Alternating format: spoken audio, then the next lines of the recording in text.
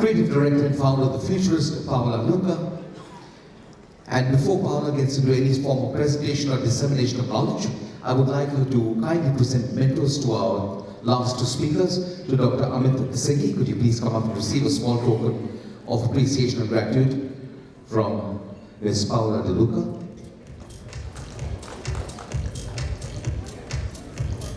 And I request Mr. Sachin Jain to come up and receive her mentor as well.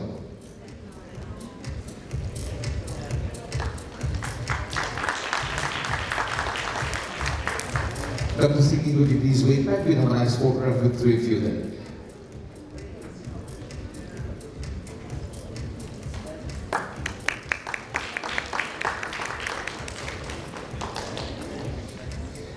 Can we have a photograph? We'll have the rows between the two thorns.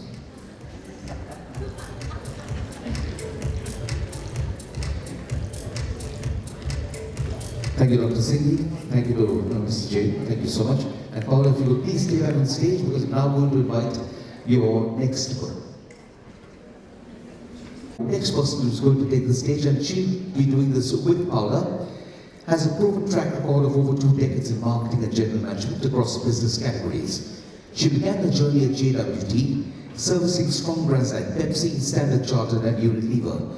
She then joined L'Oreal India, managing the luxury brands portfolio, where she helped double the business.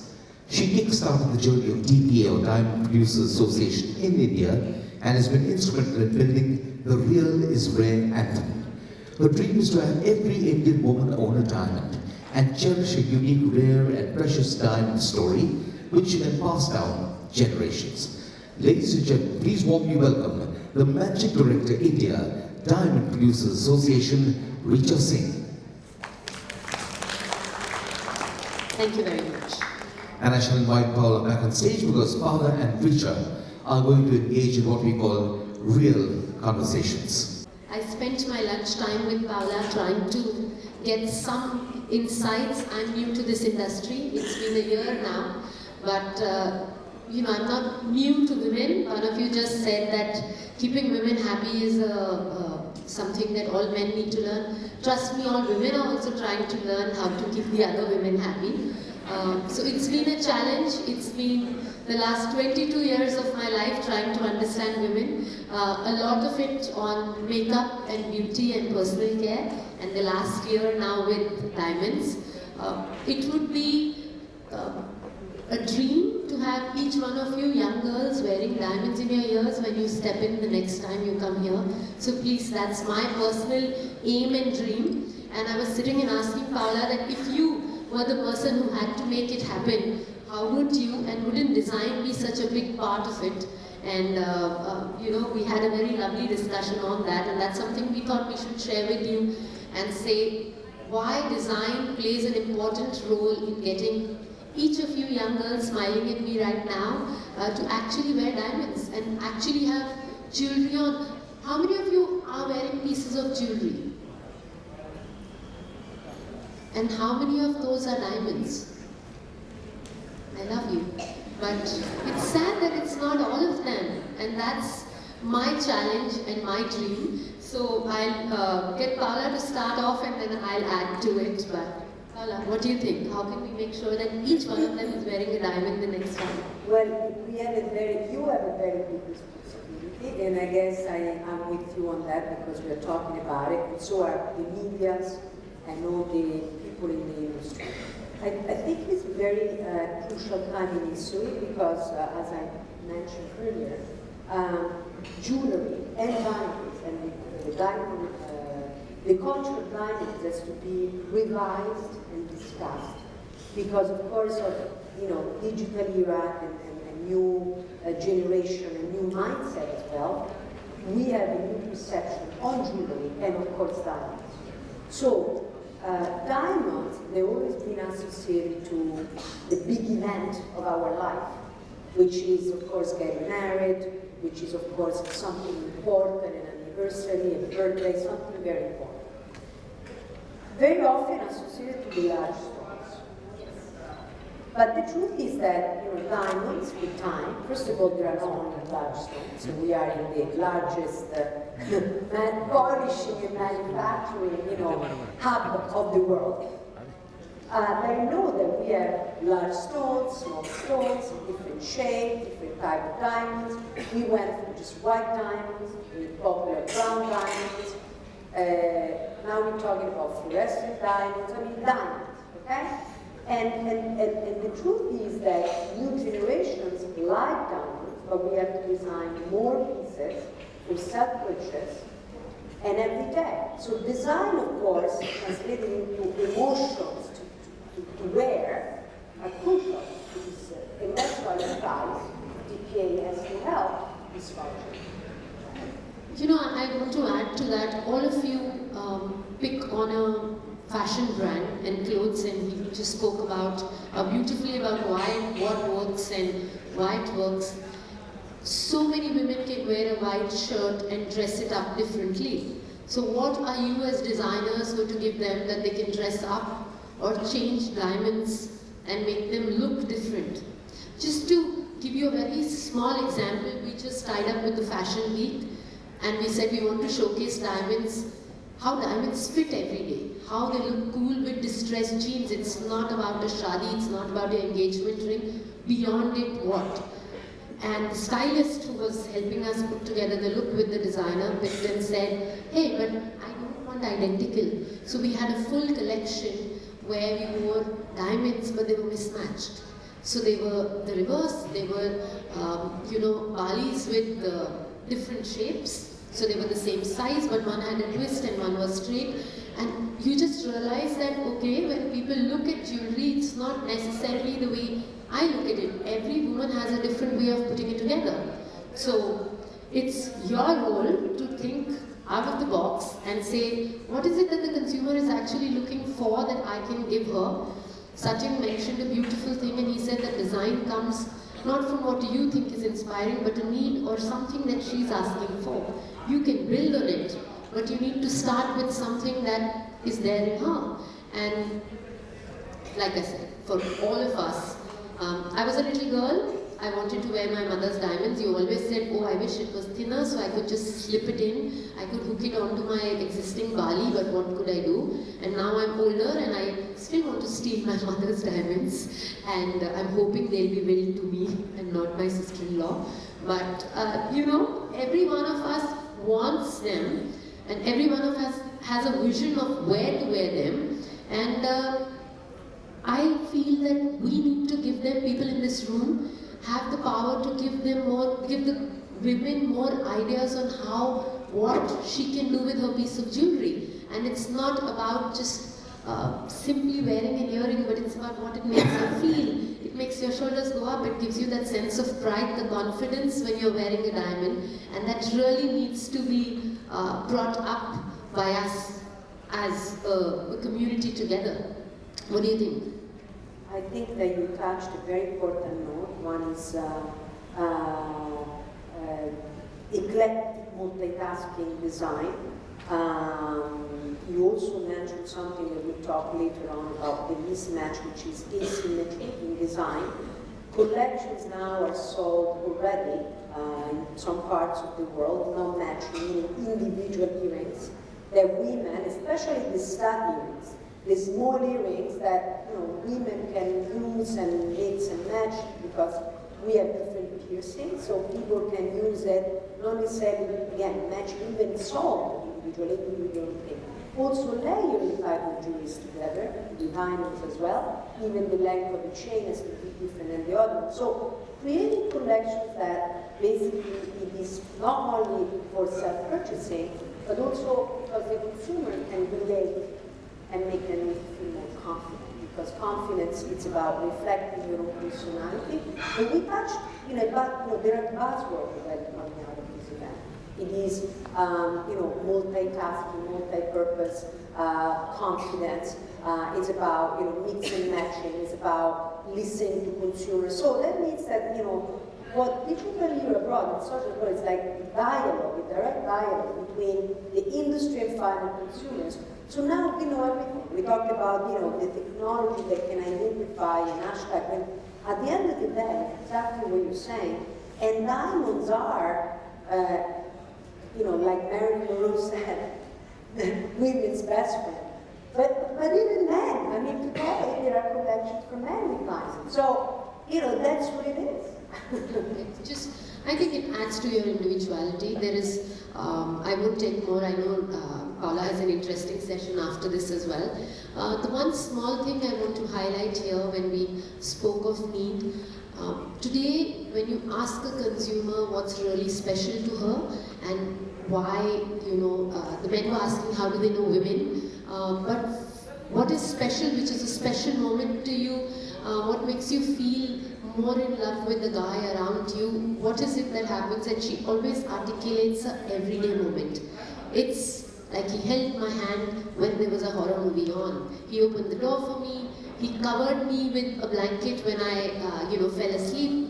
He took my side over his mother's. So you have these smaller everyday moments that she falls in love with him, and not really only your shadi, which is most important to you. So we want to build on that. We think that each and every one of these smaller moments need to be celebrated. Life needs to be enjoyed and lived to the fullest. And diamonds are meant to be worn every day and not put in your lockers and hidden up for a special day. Because every day there is a moment which is special. So that's what is coming from our consumer, and that's why it all somehow pieces together when you say it's everyday jewelry, it's your individualistic jewelry, and it's to celebrate every moment in everyday life. Yes, and also this everyday life translates into value, like you said, that I think that it's part of the repositioning of the diamond culture, getting closer to people's life, which is not just a wedding of your life once in your lifetime, but it's every day. I mean, at the end of the day, you want to reward yourself, often, as when you say I love you to your husband or your sister or your friend or your daughter. There are, for instance, mother's daughter sets sold, with diamonds. And I think this is also affordable diamonds is also very important, which affordable doesn't have to mean cheap or bad design. It means a good design or bad design. Sometimes you say, well, how can I do like, 0 point, whatever, do a nice spending? But no, you can, because it's all about, quality. One thing that, for instance, I like to add to this, very often, design is just design, but an object, it's also when you feel it, when you touch it. I mean, pendant, a smooth stud, something that seems very simple, can make the quality, the finish, the design, the part that sometimes is sitting can be the most important part. So even if that's why there is a Tiffany stud or hoop, or there is a regular. The difference is not in the design, sometimes in the visual angle, but it is in the quality of the diamond is mounted, the finish, the rod you play, the chain, the clasp. So there are many things that makes affordable diamonds very important. So you were in the beauty I'm thinking, and you're very nice. I try everywhere. Now you see. Thank you, so do you. Thank you very much. The spirit of this was that we come across and share our real feelings, our real heart-to-heart, be as transparent as we can with you all. So if there are any questions on where the consumer are, we are happy to answer. Otherwise, Paola takes over for a nice, lovely session going on from here. Thank you very much, all of you, for having me here.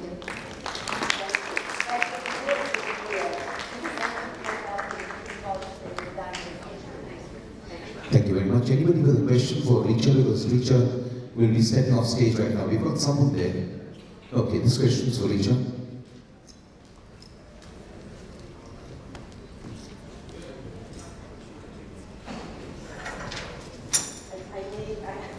I destroyed this stage. Richa, there's a question for you here. Hello. Hello, ma'am. Hi. I just had a question, like the way we see our generation, they're more into experience Yes. They don't want to collect money, and the way our previous generation was in India, they are kind of changing. They just want to immerse themselves more into experiencing things rather than, kind of, I would say, hoarding things. Absolutely. Yeah, in girls I see there's more of a boho trend which goes on, not in the clothing, also in like, mindset also. They're becoming more of just going around, experiencing more and more. I kind of see they're not so much in, into buying diamonds. Somehow I might be different.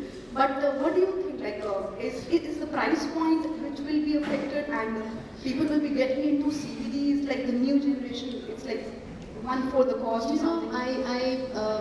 I totally agree with you when you say it's all about the experience and it's not about hoarding up. So if you realize when we spoke as well, we said it's about wearing it every day versus a locker. So if you see today when women speak and when you ask them what they want, today a 21-year-old can tell you how she envisions her wedding to be. She'll tell you exactly which lehenga she'll wear, she'll tell you exactly the look she'll have, the color. It may change. I'm not saying she won't evolve and arrive at another look, but she has a vision of what she wants.